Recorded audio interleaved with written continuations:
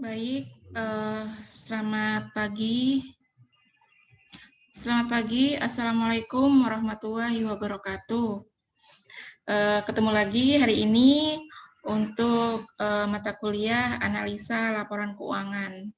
Ini adalah pertemuan ketiga, dan hari ini kita akan membahas tentang konsep dari analisa laporan keuangan. Baik, sebelumnya saya akan share PPT dulu.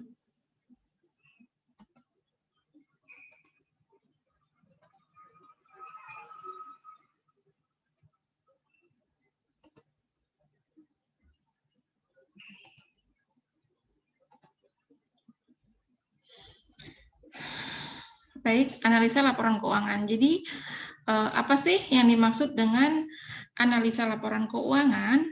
Jadi, ketika perusahaan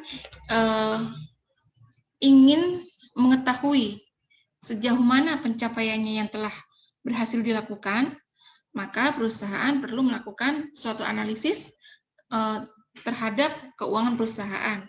Jadi, analisa laporan keuangan adalah suatu alat analisis yang dilakukan untuk melihat keadaan keuangan perusahaan, bagaimana pencapaian keberhasilan perusahaan di masa lalu, saat ini, dan estimasi di masa yang akan datang.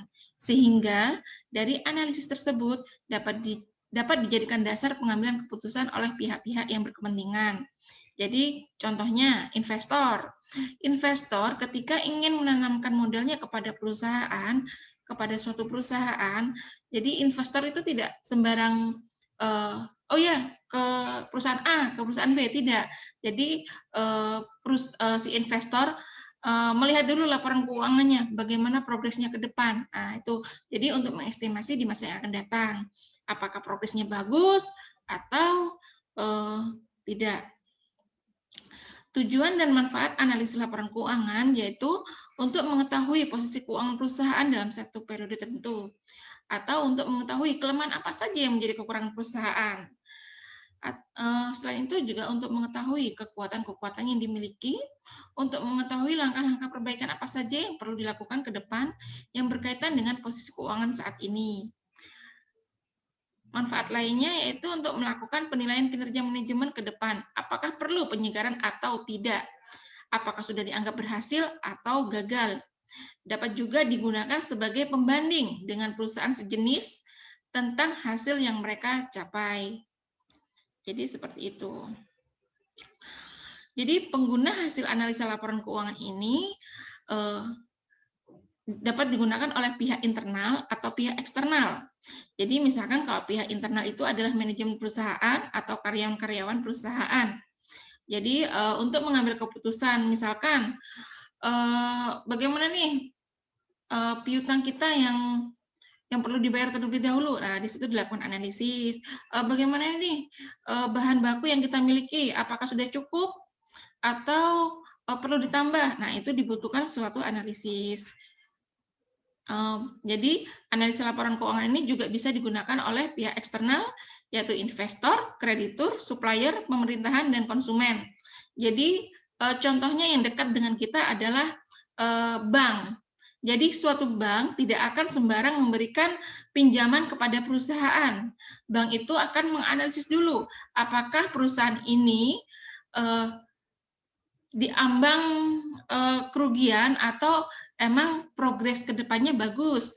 Nah, di situ pihak bank melakukan studi analisis terhadap laporan keuangan perusahaan. Jadi, salah satu syarat untuk meminjam uang ke bank, ya perusahaan harus menyerahkan laporan keuangannya. Jadi, yang dekat dengan kita. Jadi, kalau misalkan adik-adik punya saudara yang UMKM gitu ya, yang UMKM, jadi kalau mau minjam ke bank, kalau mau pinjam uang ke bank, itu salah satu syaratnya adalah memberikan laporan keuangannya. Nah, laporan keuangan itu dianalisis oleh pihak bank, apakah UMKM tersebut layak untuk menerima pinjaman atau tidak, seperti itu. Prosedur analisis laporan keuangan di sini pertama-tama kita mengumpulkan data keuangan dan data pendukung yang diperlukan. Setelah itu kita melakukan pengukuran dengan rumus-rumus yang telah ditentukan, dan kita melakukan perhitungan dengan angka-angka secara cermat, memberikan interpretasi terhadap hasil perhitungan dan pengukuran yang telah dilakukan. Nah, dari situ kita menyusun laporan tentang posisi keuangan perusahaan dan memberikan rekomendasi yang dibutuhkan. Jadi banyak sekali jenis analisis yang bisa kita lakukan. Yang sering kita dengar adalah analisis profitabilitas, likuiditas, solvabilitas, seperti itu ya. Jadi untuk jenis analisis laporan keuangan di sini adalah analisis horizontal, analisis vertikal, internal, dan eksternal. Kita bahas satu persatu. Untuk analisis horizontal merupakan analisis yang dilakukan dengan membandingkan laporan keuangan untuk beberapa periode. Jadi ini contohnya.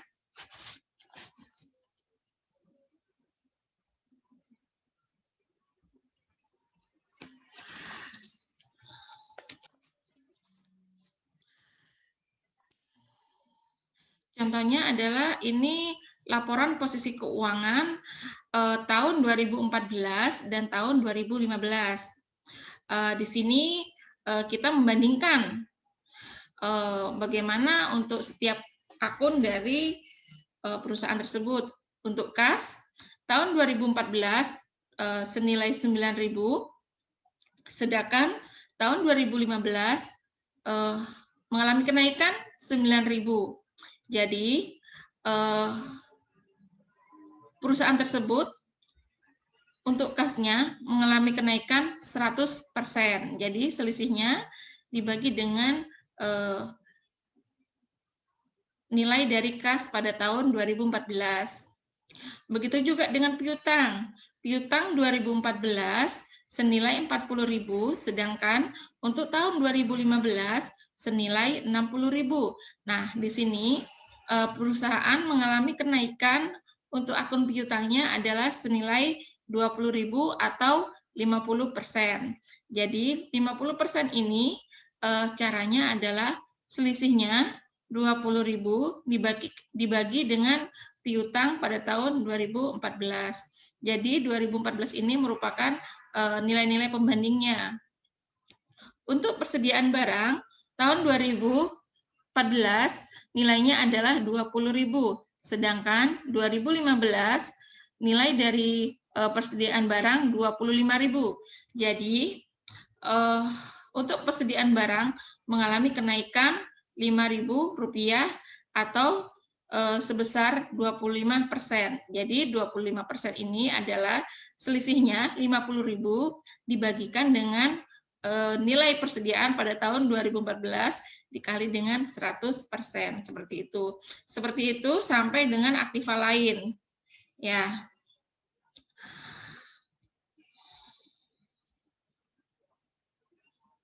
Untuk analisis vertikal, analisis vertikal merupakan analisis yang dilakukan terhadap hanya satu periode laporan keuangan saja. Analisis dilakukan antara pos-pos yang ada dalam satu periode tersebut. Informasi yang diperoleh hanya untuk satu periode saja. Tidak diketahui perkembangan dari periode ke periode, tidak diketahui. Jadi, analisis vertikal ini menguraikan porsi-porsi angka dari masing-masing pos terhadap total aset pada neraca, total penjualan pada pos laba rugi, dan total kas keluar dan masuk pada arus kas. Ini contoh dari analisis vertikal. Jadi pada tahun 2015 kita hanya membandingkan, pada tahun itu, membandingkan setiap komponen aktivanya. Jadi kas dan bank di sini 20.000. 20.000 ini maka nilainya adalah 20% dari total aktiva. Begitu juga dengan aktiva lancar. Aktiva lancar nilainya adalah 40.000, maka 40.000 ini adalah 40% dari total aktiva. Jadi bagaimana nih cara mencari persentasenya? Jadi nilai dari setiap komponen ini dibagikan dengan total aktivanya. Jadi kalau yang kas 20.000 dibagi dengan 100.000, maka ketemu 20%. Begitu juga dengan aktiva lancar. Aktiva lancar 40.000 dibagi dengan 100.000, maka ketemu 40%. Begitu juga untuk aktiva tetap net. Jadi yang maksudnya aktiva tetap net ini sudah dikurangi dengan akumulasi penyusutan. 10.000 berarti 10.000 dibagi dengan 100, maka ketemu 10%. Demikian juga untuk utang dan modal saham. Jadi pembandingnya adalah total dari aktiva atau total dari utang modal tersebut. Setelah itu analisis eksternal. Jadi untuk analisis eksternal ini, analisis yang dilakukan oleh pihak-pihak yang tidak dapat memperoleh data laporan keuangan secara mendalam mengenai keuangan suatu perusahaan. Jadi bagi penganalisis eksternal hanya tersedia laporan keuangan seperti neraca atau sekarang sudah disebut sebagai laporan posisi keuangan dan laporan laba rugi. Jadi contohnya adalah pihak bank, pihak pemerintah, atau calon pemegang saham. Tapi kalau kita peneliti, dan perusahaan itu sudah go public, maka data yang tersedia lebih dari ini. Jadi catatan atas laporan keuangan juga tersedia, laporan arus kas juga tersedia, laporan perubahan ekuitas juga tersedia. Itu hanya untuk perusahaan-perusahaan yang sudah go public karena tersedia di idx.co.id atau di laman perusahaan itu sendiri. Tapi kalau perusahaan masih belum go public, ya terbatas hanya di informasi neracanya atau laporan laba ruginya. Seperti itu. Untuk analisis internal, analisis ini dilakukan oleh pihak-pihak yang dapat memperoleh data-data keuangan secara mendalam mengenai keuangan suatu perusahaan. Jadi selain laporan keuangan, pihak intern juga dapat memperoleh laporan intern yang tidak diumumkan kepada pihak eksternal. Jadi pihak manajemen perusahaan menganalisis turnover inventory. Jadi seperti yang tadi saya uraikan di depan, atau menganalisis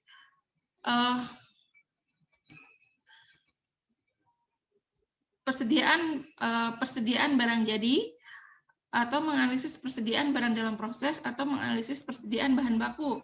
Jadi persediaan bahan jadi ketika perusahaan itu memproduksi secara rutin, tapi pemasarannya telat, nah itu juga tidak baik untuk kesehatan sebuah perusahaan. Maka di situ harus dilakukan sebuah analisis.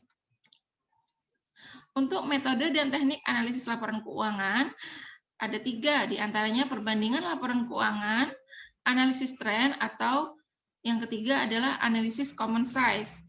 Jadi gimana nih yang dimaksud ketiga metode ini? Maka kita bahas satu persatu. Untuk analisis perbandingan laporan keuangan, yaitu metode dan teknik analisis dengan cara memperbandingkan laporan keuangan untuk 2 periode atau lebih. Ini contohnya analisis perbandingan laporan keuangan. Jadi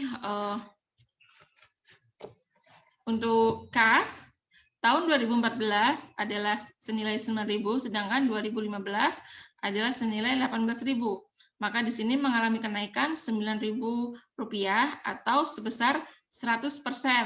Jadi bagaimana caranya mencari persentasenya? Maka di sini nilai selisih dari kenaikan atau penurunan tersebut dibagi dengan nilai dari komponen tersebut pada tahun sebelumnya. Jadi karena di sini contohnya kas 2014 senilai 9.000 dan kenaikannya 9.000, maka 9.000 dibagi dengan 9.000 ketemu 100%. Untuk piutang 2014 senilai 40.000, sedangkan untuk 2015 senilai 60.000. Di sini piutang mengalami kenaikan sebanyak 20.000. Maka untuk mencari persentasenya adalah jumlah dari kenaikannya 20.000 dibagi dengan nilai piutang pada periode 2014 yaitu 40.000. Maka 20.000 dibagi dengan 40.000 hasilnya adalah 50%. Jadi dikalikan dengan 100% ya. Hasilnya adalah 50%. Begitu juga untuk persediaan barang, tanah, bangunan, dan aktiva lain-lain. Analisis tren. Analisis yang menunjukkan kemajuan keuangan perusahaan yang dinyatakan dalam persentase untuk mengetahui kecenderungan keuangan perusahaan naik atau turun. Dengan demikian dapat diketahui perubahan mana yang cukup penting untuk dianalisis lebih lanjut. Analisis tren ini memanfaatkan data keuangan beberapa tahun dengan menggunakan tahun dasar. Tahun dasar ditentukan sebagai 100%, tahun lainnya ditentukan berdasarkan tahun dasar tersebut. Jadi di sini contohnya PT Mahari Ferrell, laporan posisi keuangan tahun 2011, 12, 13, 14. Maka di sini tahun dasarnya adalah tahun 2011. Jadi kita lihat untuk tahun 2012 untuk pos-pos dalam neraca kas, nama akunnya kas. Nama akunnya kas, kita lihat tahun 2012 senilai 300, maka di sini perusahaan mengalami penurunan. Jadi nilainya 300 dibagi dengan 350, maka hasilnya adalah 86%. Untuk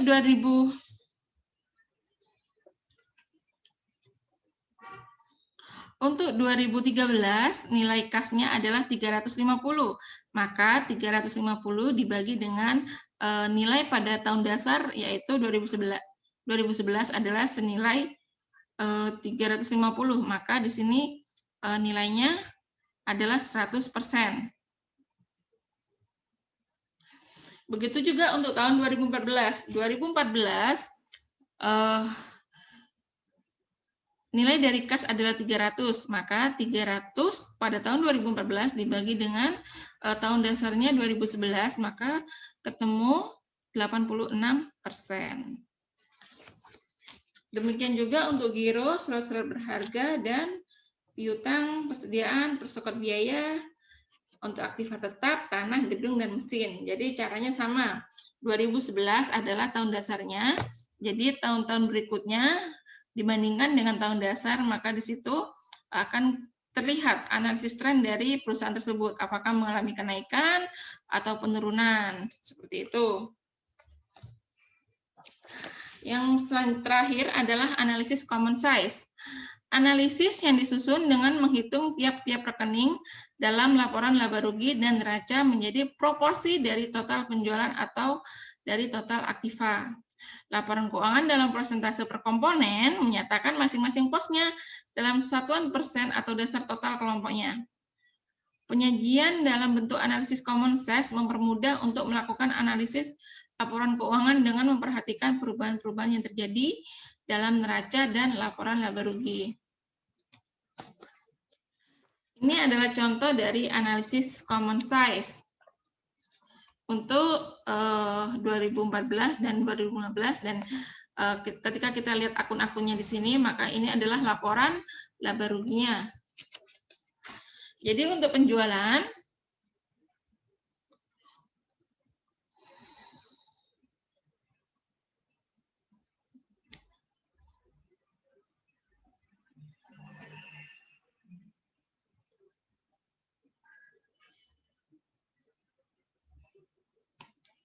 sebentar.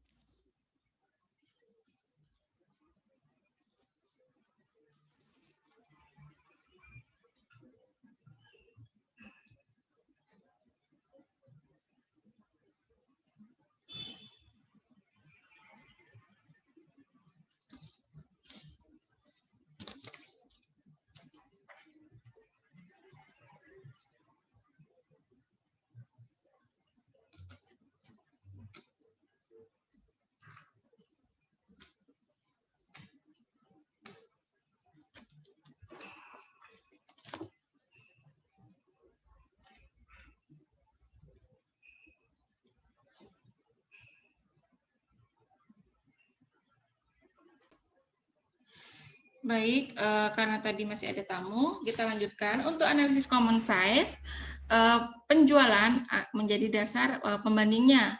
Jadi ketika HPP-nya adalah 12.500, maka di sini persentase untuk 2014 adalah untuk HPP 69,44%.